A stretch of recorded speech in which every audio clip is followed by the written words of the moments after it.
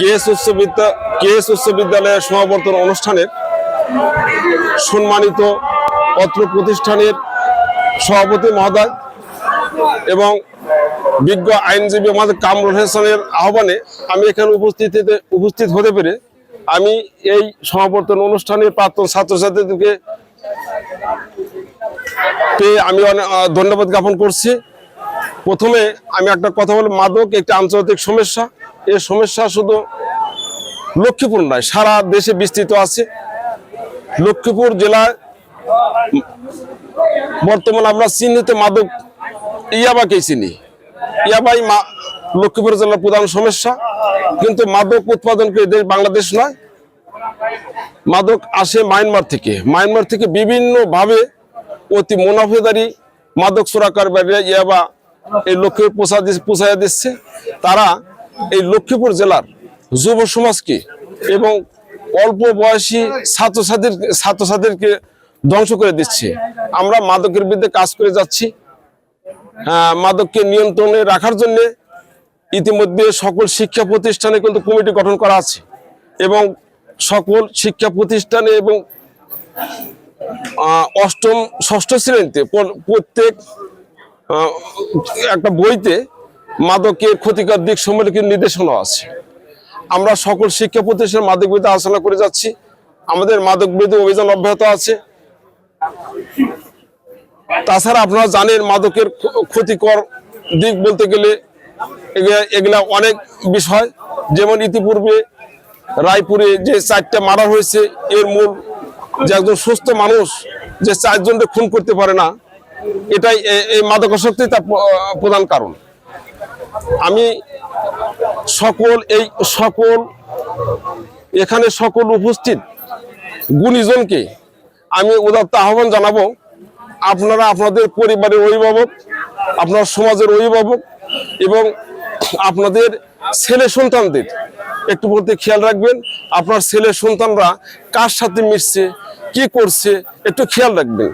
আর ছেলে শিক্ষকদের বলবো, আপনারা শিক্ষা প্রতিষ্ঠানে ক্লাস শুরুর আগে অন্তত 1 মিনিট মাদকের বিরুদ্ধে কথা বলবেন। আর আরেকটা কাজ আপনাদের প্রতি অনুরোধ থাকবে, সেটা হলো ধর্মীয় অনুভূতির মাধ্যমে মাদক থেকে নিয়ন্ত্রণ অনেকাংশেই হ্রাস পায়। যেমন একজন ছাত্র যে 5 ওয়াক্তের নামাজ পড়ে, সে বিপদময় পথে যাওয়ার সম্ভাবনা না থাকলেই বলা চলে। তাই আমি আপনাদের সকলের প্রতি সর্বশেষ উদাহরণ রাখবো যে আপনারা আপনাদের পরিবারের সকল সন্তানদের প্রতি খেয়াল রাখবেন এবং শিক্ষকদের বলে ছাত্রদের প্রতি খেয়াল রাখবেন। আপনারা ছাত্ররা কার সাথে কোথায় কিভাবে চলাফেরা করছে এদিকে খেয়াল রাখবেন। আশা রাখি শিক্ষক এবং সমাজের সকল শ্রেণী পেশার লোক যদি আমরা মাদক নিয়ন্ত্রণে কাজ করি, তাহলে অনেকাংশেই আমরা এই সমাজ থেকে মাদক নিয়ন্ত্রণ করা সম্ভব।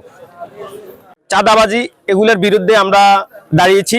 আপনারা দেখেন আমাদের সবচেয়ে এখন এই যেই মাদকের যে ভয়াবহতা আমাদের অঞ্চলগুলোতে আরম্ভ হচ্ছে, এই ভয়াবহতার বিরুদ্ধে আমরা সোচ্চার।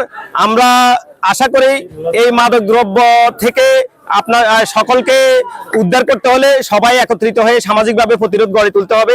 কারণ আমরা দেখেছি যে কোনো একটা ফ্যামিলিতে যদি একটা সন্তান মাদকে আকৃষ্ট হয়, ওই ফ্যামিলির সুখ শান্তি বিঘ্নিত এবং ফ্যামিলি ধ্বংসের সম্মুখীন হয়ে যায়।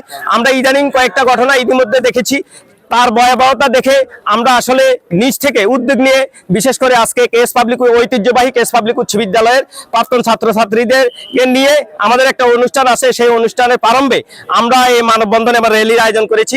আমরা সকলেই সামাজিকভাবে প্রতিরোধ গড়ে তুলতে চাই, যে এই প্রতিরোধের কারণে আগামী দিনে যেন এই মাদকের ভয়াবহতা থেকে আমরা মুক্তি পাই এবং আমরা যেভাবে অতীতে নির্বিঘ্নে চলাফেরা করতে পেরেছি, আগামীতেও যেন দিনে রাত্রে এই এলাকার মানুষ নির্বিঘ্নে চলাফেরা করতে পারে, সেই প্রত্যাশা এবং সেই পরিবেশ যেন আমরা সামাজিকভাবে গড়ে তোলে, সবাই হাতে হাত মিলিয়ে কাঁধে কাঁধ মিলিয়ে এগিয়ে যেতে পারি।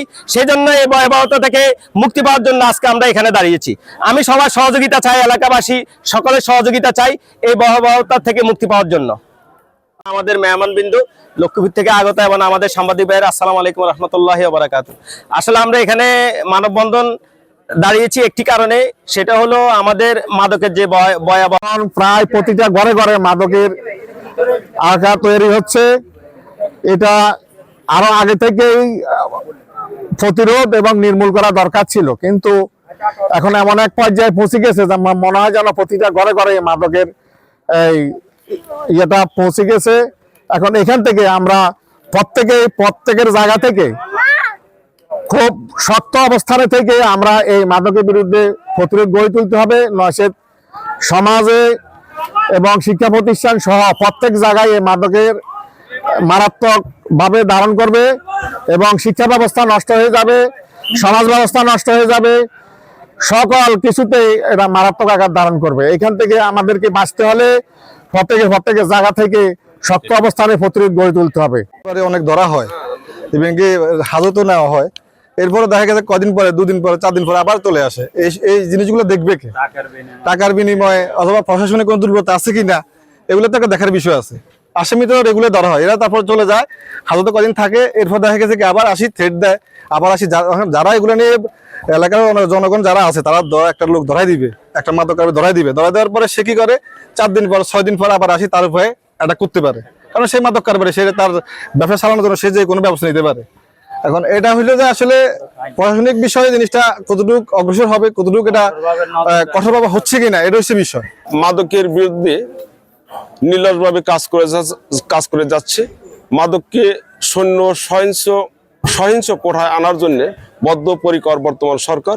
তাছাড়া বর্তমানে মাদক দ্রব্য নিয়ন্ত্রণ অধিদপ্তর কর্তৃক মাদক বিরোধী নাটিকা প্রচার করার জন্য আমরা একটা নির্দেশনা পেয়েছি। আমরা মাদক প্রবণ এলাকা এবং বিভিন্ন শিক্ষা প্রতিষ্ঠানে মাদকের কুফল সম্পর্কে নাটিকা অচিরেই প্রচার করব। তবে আমাদের প্রজেক্টর সীমিত, আমরা পর্যায়ক্রমে সকল শিক্ষা প্রতিষ্ঠানেই মাদক বিরোধী নাটিকা প্রচার করব, যাতে ছাত্রছাত্রী সহ সকলেই মাদক থেকে দূরে থাকে। এ বিষয়ে আমরা কাজ করে যাব। বেলায় আপনার সন্তান কাদের সাথে চলে, কোথায় যায়, এগুলো আপনার খোঁজ খবর নেওয়া উচিত। কারণ আপনারা জানেন বেশিরভাগ বন্ধু বান্ধবদের সাথে চলাফেরা করে সঙ্গদোষের কারণে আমাদের মাদকের ভয়াবহতা আরম্ভ হচ্ছে। একটা সন্তান আমরা কয়েকদিন আগেও দেখেছি, একটা সন্তান তার মাকে তার দেহ থেকে মাথা আলাদা করে ফেলেছে। সন্তান মাকে যেখানে কোবায় মাথা থেকে দেহ থেকে মাথা আলাদা করছে, সেখানে আর মানবতা থাকে না। তাহলে আপনি বুঝতে হবে যারা এই মাদকে আক্রান্ত তাদের কোনো জ্ঞান নাই, তারা মনে পাগলের মতো। পাগল ছাড়া মাকে এইভাবে করতে পারে না, বাবাকে করতে পারে না।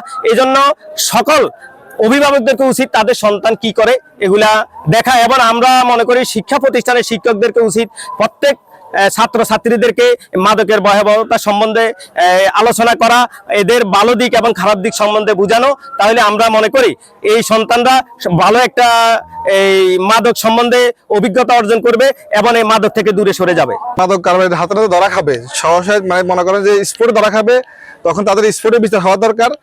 আর এখানে ইউনিয়ন স্যাররা আছে যারা প্রশাসনিক সাথে সাথে যদি একটা ব্যবস্থা নিতে পারে আর জনগণকে সাথে নিয়ে, তাহলে এটা সাথে সাথে একটা বিচার হয়ে গেলে, আর সাথে সাথে মোবাইল কোর্টের মাধ্যমে একটা সাজা হয়ে গেলে এরা সাথে সাথে একটা সাজা পাবে। আর সহসায় ওদেরকে আইনজীবী কোনোভাবে রক্ষা করতে পারবে না।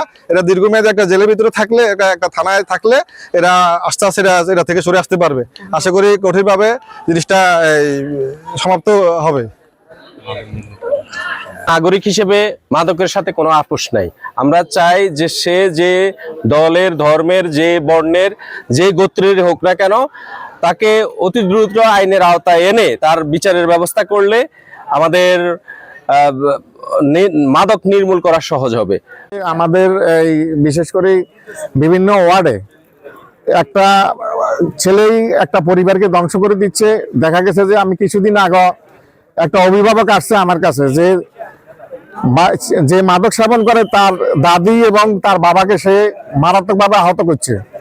দাদি কোপাইছে এবং সে সাথে সাথে আমাকে টেলিফোন করছে যে আপনি আসেন, আসার পরে আমাদেরকে একটু সহযোগিতা করেন, বাঁচান। এইভাবে মারাত্মকভাবে যুব সমাজ ধ্বংস হয়ে যাচ্ছে এবং এর পাশাপাশি গার্জিয়ানরাও ধ্বংস হয়ে যাচ্ছে।